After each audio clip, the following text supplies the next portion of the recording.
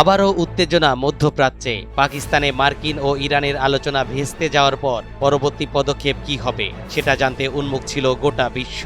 এর মধ্যে আবারও সেই উত্তেজনার ঘোষণা। বাংলাদেশ সময় রাত ৮টা থেকে ইরানের বন্দরগুলোতে প্রবেশ করা ও ছেড়ে যাওয়া সব ধরনের নৌ চলাচল বন্ধ করে দেওয়ার ঘোষণা দিয়েছে মার্কিন সামরিক বাহিনী। তাদের দেয়া এই সময় ইতোমধ্যে শুরু হয়েছে।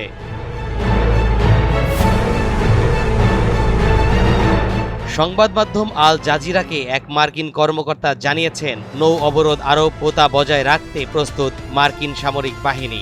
তবে নিষেধাজ্ঞা লঙ্ঘনের ক্ষেত্রে কী ধরনের ব্যবস্থা নেওয়া হবে সে বিষয়ে এখনও নির্দিষ্ট কোনো নিয়ম নির্ধারণ করা হয়নি।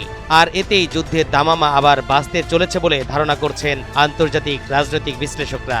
তারা বলছেন, যুক্তরাষ্ট্রের এই অবরোধ এক কঠিন অভিযান, কেননা বিশাল জলপথের ট্যাঙ্কার ও সুপার ট্যাঙ্কারগুলোকে থামাতে হলে সেগুলো ধ্বংস করতে হবে। সেটি সম্ভবতই ঝুঁকিপূর্ণ।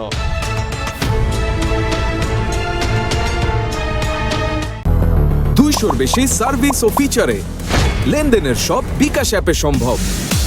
এদিকে যুক্তরাষ্ট্রের দেয়া অবরোধের বিরুদ্ধে পাল্টা ব্যবস্থা নেওয়ার হুঁশিয়ারি দিয়েছে ইরানি সশস্ত্র বাহিনী। ওয়াশিংটনের এই হুমকিকে অবৈধ আখ্যা দিয়ে একে দস্যুতার শামিল বলে অভিহিত করেছে তারা।